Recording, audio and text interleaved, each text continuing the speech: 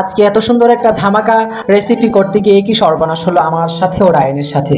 আজকে ডিসাইড করেছিলাম আমরা বাসায় গড়ে থাকা দুধ দিয়ে কি রসমালাই বানাবো, কিন্তু রসমালাই বানাতে গিয়ে কি নাজেহাল অবস্থা, একদম নাকের পানি চোখের পানি সব এক করেও কষ্ট আর সফল হলো না। যে আমাদের সাথে কি হলো যেটার জন্য আমরা একদমই প্রস্তুত ছিলাম না, যার জন্য আজকে আমাদের মনটাই ভেঙে যায়। এত কিছু ইনগ্রিডিয়েন্টস নষ্ট হলো এবং সব কিছু দিয়ে শেষ পর্যন্ত কি করলাম সবটাই থাকছে আজকে ভিডিওতে।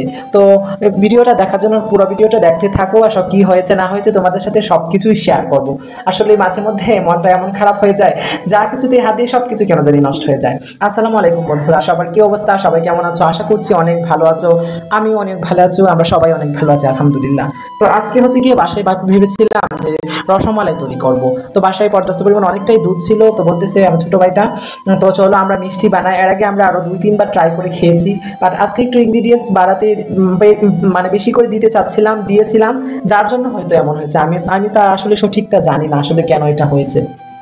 তো যার জন্য শুকনো দুধের গুঁড়া নিয়ে নিয়েছি, আর এখানে বেকিং পাউডার আর গিয়ে 1 টেবিল চামচের মতো, হাফ টেবিল চামচ না 1 টেবিল চামচই হবে, আমরা মানে ঘি দিয়ে দিয়েছি, প্রাণ ঘি। আর প্রত্যেকটা প্রোডাক্ট কিন্তু একদম ভালো মানের প্রোডাক্ট, আমরা কোনো বাহিরের খোলামেলা কোনো জিনিস ইউজ করতেছি না। আর যার জন্য এখন ডিমটা আমি ফাটিয়ে দিচ্ছি আর রাইন মেখে নিচ্ছি আমার ছোটো ভাইটা। আর আমাদের মনে খুবই আনন্দ হচ্ছিল যে আমরা আজকে মিষ্টি বানাবো, অনেক মজা হবে খেতে, কারণ এর আগে গিয়ে আরও 2 বার ট্রাই করেছি, পারফেক্টলি হয়েছে। আর আমার পার্সোনালি কাঁচা ডিমের গ্রানটা একদমই কেন জানি বাচ্চা লেগে আমি নিতেই পারি না, পুডিং তো খেতেই পারি না, যার জন্য আমার কাছে ভ্যানিলা এসেন্স ছিল যেন ডিমের গ্রানটা যেন মজে যায় বা মানে রিমুভ হয়ে যায়, যার জন্য ভ্যানিলা এসেন্স ইউজ করেছিলাম। আর আমাদের এখানে আমার ছোটো ভাইটা একটু গিয়ে করেছে, এখানে সে জর্দা কালার ইউজ করছে, বলতে এর আগে 2 বার ট্রাই করেছি সাদা রসমালাই, তো আজকে একটু ডিফারেন্ট কিছু সবাই তো চেষ্টা করে ট্রাই করার, যার জন্য একটু সামান্য পরিমাণ একটু ফুড কালার ইউজ করছে, যার জন্য এটা আমাদের ডোটা হলুদ হয়েছে। তো মেখে ডোটা অনেকক্ষণ রেস্টে রেখে দিয়েছি, এর মধ্যে এখন রান্না করে চলে আসছি। এখন কি আমরা যে দুধের যে শিরাটা বা দুধের যে তরলটা এটা আমরা তৈরি করে নেবো, যার জন্য পানি আগে ফুটিয়ে নিয়েছি। এর মধ্যে 2.5 টেবিল চামচের মতো আমরা দুধ দিয়ে দিয়েছি, এলাচ দারচিনি দিয়ে দিয়েছি, আর এটা ফুটে আসুক ধীরে ধীরে, আর নাড়তে নাড়তে একদম তরল হবে, তারপর মিষ্টিটা দিলে খেতে কিন্তু সত্যিই ভালো লাগবে। তো এর মধ্যে এখন চিনি দিয়ে দিয়েছি আমাদের যতটুকু চিনি লাগবে। এর আগে ট্রাই করেছি, অনেক ভালো হয়েছিল, সেইটার থেকে অনুপ্রাণিত হয়ে আজকে আবার ট্রাই করা, 2 বার যেতে হয়েছে, যার জন্য আজকে ট্রাই করতেছি। তো শেষ পর্যন্ত ভিডিওটি দেখতে থাকো, আশা করি ভালো লাগবে। তো এর মধ্যে গিয়ে কাজু কিশমিশ এগুলো গিয়ে বাড়তি ইনগ্রিডিয়েন্টস, যেটা আসলে এটাতে যায় না, তারপর আমার ছোটো ভাইটা দিয়েছে, ওর কাজু কিশমিশ খেতে খুবই পছন্দ করে, পার্সোনালি কিশমিশ খেতে বেশি পছন্দ করে, যার জন্য কাজু দিয়ে দিয়েছে 3টা, আর কিশমিশ দিয়ে দিয়েছে 3টা, আর গিয়ে কাঠবাদাম দিয়ে দিয়েছে 2-3টা।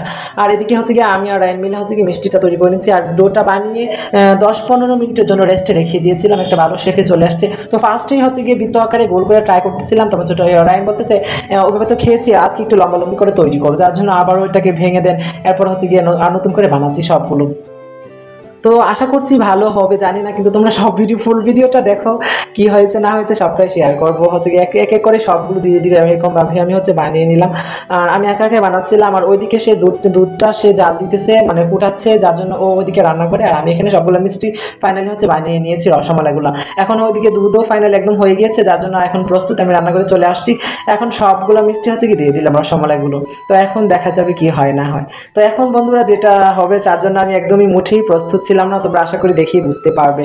আমি 5 মিনিটের জন্য রেখে দিয়েছি, ভাবছি 5 মিনিট পরে আসছি, ভাবছি এসে সবগুলো ফুলে একদম টইটম্বুর হয়ে যাবে, একদম বিশাল আকারে ফুলবে, কিন্তু কি নাজেহাল অবস্থা হলো, এসে দেখি গিয়ে আমার একটা মিষ্টিও গিয়ে ফুলে নাই, না ফুলে গিয়ে সবগুলো মিষ্টি নষ্ট হয়ে গিয়েছে, নষ্ট হয়ে যাবে বেহাল দশা বলতেছি, একদম কাদা কাদা হয়ে গেছে, দুধের সাথে সব মিলে একাকার হয়ে গিয়েছে।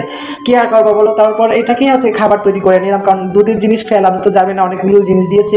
এর মধ্যে আমি যেটা করেছি, কিছুটা কর্নফ্লাওয়ার ইউজ করে একটু তরল করে নিয়েছি, হালুয়া বলতে পারো, এটা দুধের হালুয়া হতে পারে, আমি এটা নাম কি দিব নিজেও জানি না, এটা গাজরের হালুয়া বলতে পারো। তবে সত্যি খেতে কিন্তু একদমই মুঠেই মন্দ হয়নি, আমরা টেস্ট করেছি, এটা তার চিনি ইউজ করছি, দেন এটাতে কর্নফ্লাওয়ার ইউজ করছি, সুন্দর একটা দারুণ স্মেল আসছে, আর একটু এলাচি দারচিনি পাউডার ইউজ করছি, সত্যি খেতে। আরও কয়েকটা কাজু কিশমিশ দিয়েছিলাম, কারণ খাবার যেহেতু আমরা তৈরি করেছি, যে মিষ্টিটা হওয়ার কথা ছিল হয়নি, কিন্তু এটা তো ফেলা যাবে না, অবশ্যই খাবার খেতে হবে, যার জন্য তারপর এটা বাইরে থেকে একটা ব্রেড নিয়ে আসলাম, এটার সাথে সার্ভ করে খেয়ে ফেলবো।